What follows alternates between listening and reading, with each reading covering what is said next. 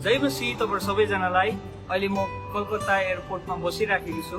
यहाँ आउँदै गर्दाखेरि मैले एउटा कुरालाई नोटिस गरिराखेको थिएँ। जब हाम्रो चेकिङ भइराखेको थियो, मेरो पछाडि एकजना दाजु हुनुहुन्थ्यो। उहाँको लगेजमा चाहिँ कतिवटा यस्तो सामानहरू रहेछ जुन सामानहरू चाहिँ प्लेनमा बस्दै गर्दा क्यारी गर्नु नपाउने सामानहरू। अनि सेक्युरिटीले त्यो सामानलाई निकाल्नु भयो। त्यो दाजुले धेरै रिक्वेस्ट गरिरहनु भएको थियो त्यो सामानलाई भित्र लाने, तर सेक्युरिटीले दिनु भएन। अनि जब त्यो दाजुले त्यो सामानलाई त्यहीँ छोड्ने निर्णय गर्नुभयो, तब मात्र सेक्युरिटीले उहाँलाई एयरपोर्टभित्र बस्ने अनुमति दिनुभयो। अनि त्यो दाजुले आफ्नो यात्रालाई कम्प्लिट गर्नुभयो।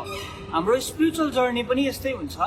तपाईँ र मलाई यीशु ख्रीष्टले उहाँ जस्तै हुनको लागि, उहाँसँग यात्रा गर्नको लागि बोलाउनु भएको छ। तर धेरैचोटि हाम्रो जीवनमा कोही बेला यस्तो कुराहरू, जस्तै उदाहरणको लागि रिसको कुरा, घमण्डको कुरा, आरिसको कुराहरू, अरूलाई क्षमा दिनु नसक्ने, क्षमा माग्नु नसक्ने कुराहरू, कुलतको कुरा, नराम्रो सङ्गतको कुराहरू हामी भित्र बेसी भएकोले गर्दाखेरि यीशुसँगको यात्रा पनि हाम्रो लागि कठिन भइराखेको हुन्छ।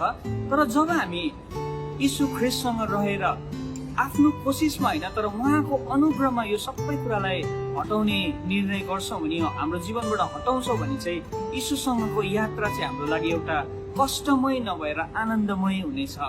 अनि यो भिडियो हेर्दै गर्दा तपाईँहरू कोही हुनुहुन्छ जसले यीशु ख्रीष्टलाई मन त पराउनुहुन्छ तर हृदयबाट विश्वास गर्नु भएको छैन भने पनि तपाईँलाई भन्नको लागि मेरोमा एउटा मिठो कुरा के छ भने, यीशु ख्रीष्टले पनि तपाईँलाई यो यात्रामा स्वागत गर्नुहुन्छ।